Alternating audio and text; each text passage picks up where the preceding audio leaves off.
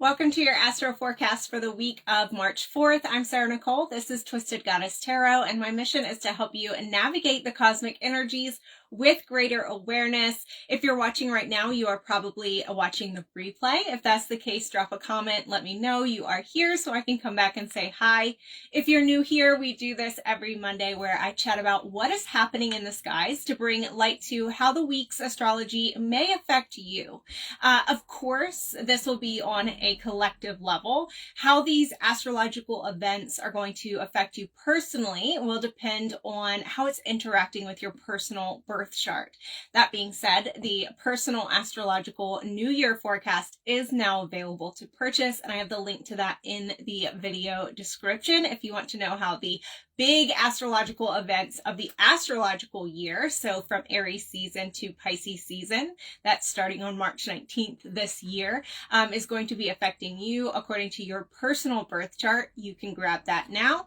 So starting for this week, we do have on Saturday, March 9th, we have Mercury moving into Aries until May 15th, which is a longer time for Mercury to be in a sign. The reason why it's going to be in Aries for a little bit longer than usual is because we are going to be having Mercury retrograde in Aries from April 1st to April 25th. So Mercury is the planet of the mind. It rules over communication, perception, and our overall mindset. So when Mercury moves into Aries, our communication can be a little bit more assertive, more forceful, more direct, and also more confident. So our mind can move a little bit quicker during this time, which makes it easier to grasp new concepts, but it can also lead to a little bit of impatience as well while Mercury is in Aries. It's that wanting to have the answers now, wanting for a solution now, wanting everything to happen now, right? Which, as we know, it doesn't always happen that way. So you can expect to have some aha moments during this transit while Mercury is in Aries.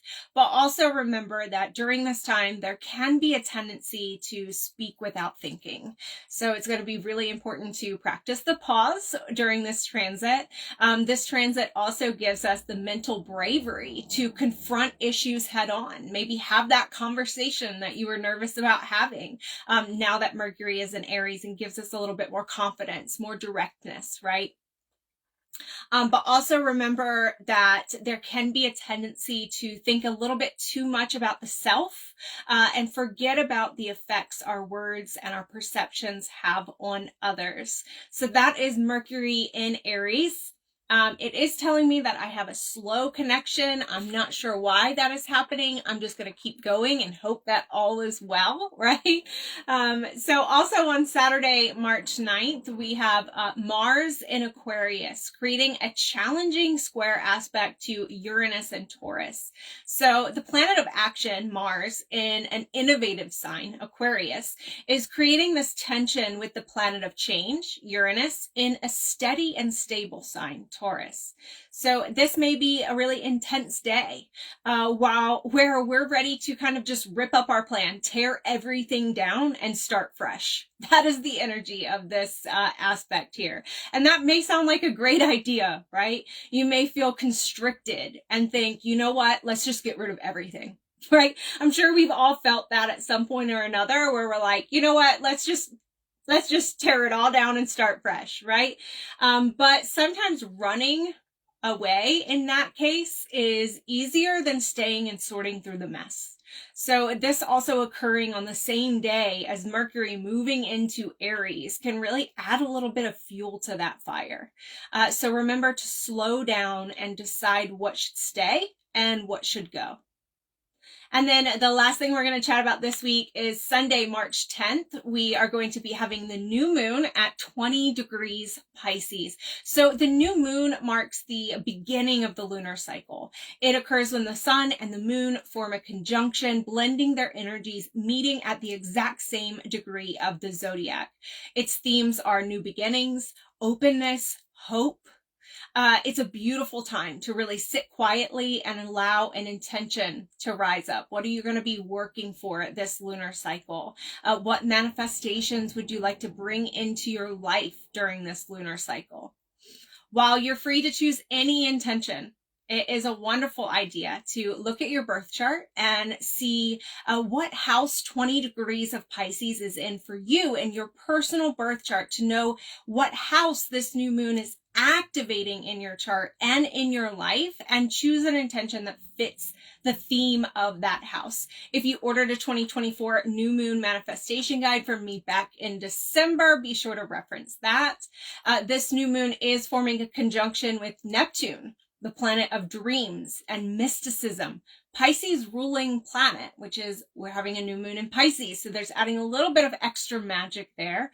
It's also creating a harmonious aspect to Uranus, the planet of change and liberation.